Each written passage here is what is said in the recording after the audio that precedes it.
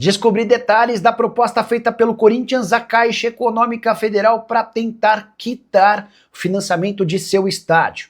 Hoje a dívida do Timão com o banco estatal é de 675 milhões de reais. O presidente Osmar Stabile procurou a Caixa, sugerindo que ela passasse a ser dona dos name rights do estádio por 10 anos, num negócio de 700 milhões de reais, ou seja, 70 milhões de reais por ano. Em troca, Corinthians teria o perdão da dívida relacionada à construção do estádio. Esse financiamento é hoje um dos grandes calcanhares de Aquiles do Corinthians. Importante registrar que o banco ainda não se manifestou e o Corinthians aguarda por um posicionamento. Se a Caixa topar, o Corinthians vai ser responsável por ter de encontrar 70 milhões de reais para o pagamento da multa pela quebra do contrato com seu atual parceiro, a Hypera Pharma, que escolheu o nome de Neoquímica Arena. Nome do estádio, como é que seria o nome do estádio caso a Caixa se acerte com o Corinthians? Isso está bem longe de definição. Primeiro, o Corinthians precisa ter um feedback positivo do banco estatal. O Corinthians também fez uma outra proposta. Se a Caixa não topar essa do name rights por 10 anos, o Corinthians pretende mudar a forma de pagamento da Neoquímica Arena. Em vez de pagar nos próximos 20 anos, a quitação ocorreria em 88 anos, com o Corinthians pagando apenas 10 milhões de reais por temporada. Difícil imaginar que exista aprovação diante de tais circunstâncias. Corinthians que se aproxima dos 3 bilhões de reais de dívida total, nenhum clube do Brasil, nem da América do Sul tem pendências tão altas. O que você pensa sobre as duas propostas feitas pelo Corinthians ao banco? Você acha inteligente, interessante, justo? Já usa o espaço para comentário e registra a sua opinião. Só não esquece de deixar like, se inscrever no canal. Quero contar para você que as vendas no Corinthians despencaram.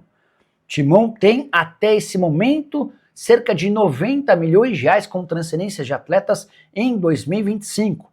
Números bem inferiores aos 338 milhões de reais obtidos com transferências de atletas do ano passado.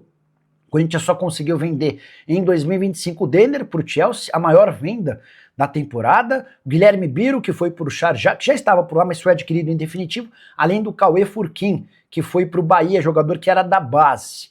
O Denner rendeu 62 milhões, o Biro 14 milhões e 200 mil, o Cauê 14 milhões de reais. Importante registrar que esses 90 milhões estão bem abaixo dos 240 milhões de reais que o Augusto Melo havia projetado em vendas para a temporada.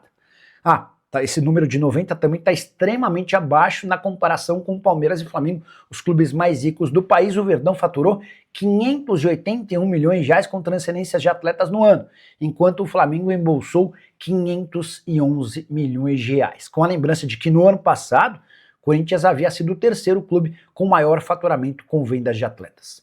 Quais podem ser os jogadores negociados pelo Timão em breve? Guinegão, Breno Bidon e Yuri Alberto hoje parecem ser aqueles que mais atraem o olhar internacional. Bora falar agora sobre o Corinthians, economia gigante no Timão, com uma grande reforma nas categorias de base. Foram 87 cortes e dispensas, incluindo atletas, funcionários e membros de comissões técnicas. Só para lembrar, entre outros nomes, caíram o Chicão, o Batata, o Alex Brasil, entre vários outros jogadores. E por conta de tantos cortes, o Corinthians calcula uma economia que pode se aproximar de 5 milhões de reais. Bastante dinheiro para um clube super endividado e que não podia investir tanto nas categorias de base como vinha acontecendo. Vale a lembrança de que quando Augusto Melo assume o Corinthians, ele passa a contratar jogadores a rodo.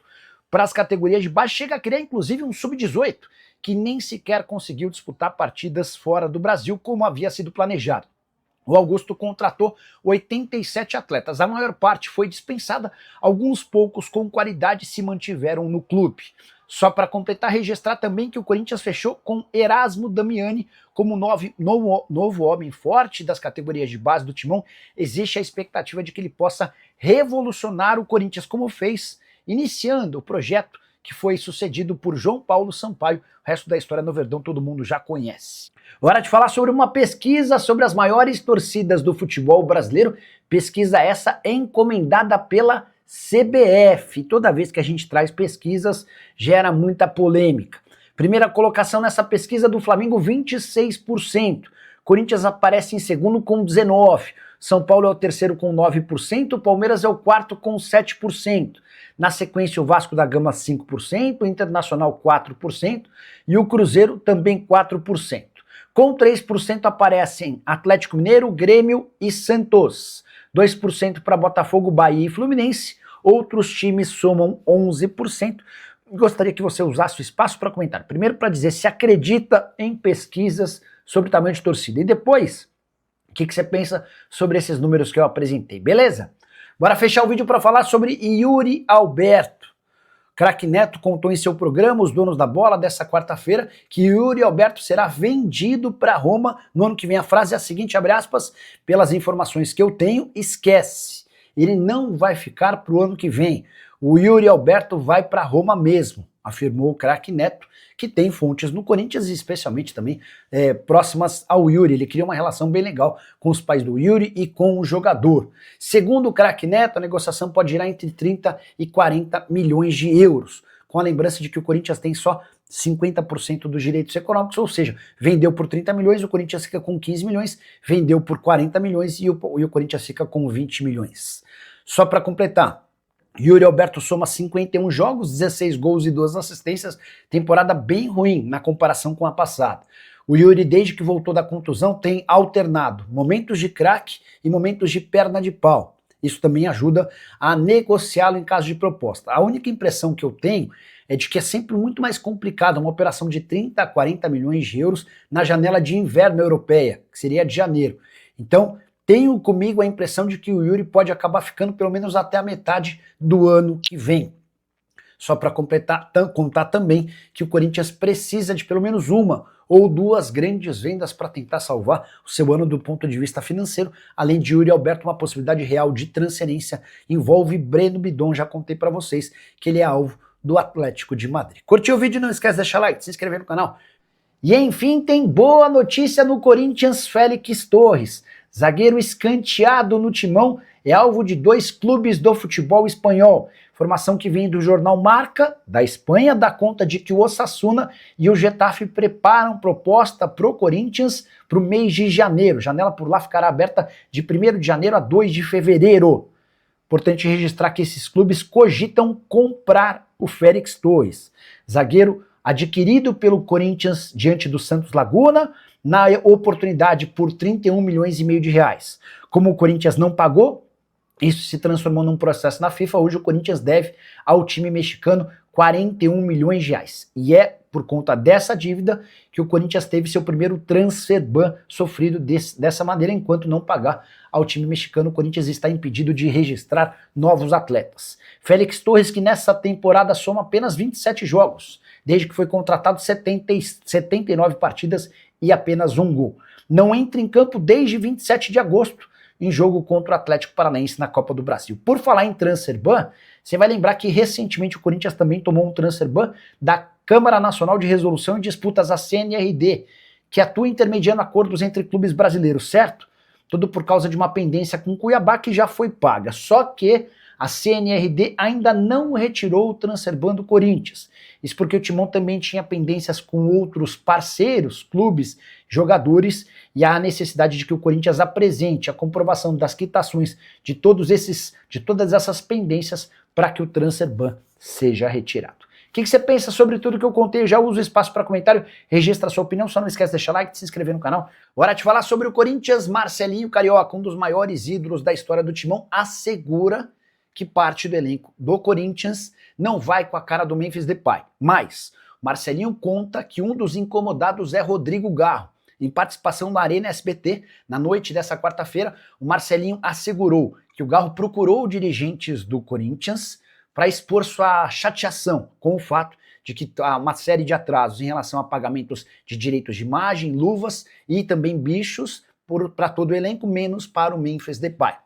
Importante contar que o Corinthians também tem pendências com o Memphis. Cheguei a dizer para vocês que as dívidas hoje são de 23 milhões de reais. De qualquer forma, a informação do Marcelinho é essa de que o Garro está incomodado. Vou até ler a frase que o Marcelinho usou, abre aspas, o Garro chegou na direção e falou, atrasa o salário e o bicho de todo mundo, o do Memphis não. Então você, Memphis, vai ter de jogar sozinho, foi algo que o Garro teria dito para os dirigentes do Corinthians. Importante registrar também que Garro e Memphis tiveram uma desavença, um pequeno problema, nem sei se dá para chamar de problema, mas tiveram uma diferença quando o Memphis, depois dos primeiros 6 meses com a camisa do Corinthians, exigiu que vestisse a camisa 10, que era ocupada até então pelo Memphis Depay, pelo Rodrigo Garro, perdão, segundo o Marcelinho Carioca, essa história nunca foi superada pelo meio atacante argentino.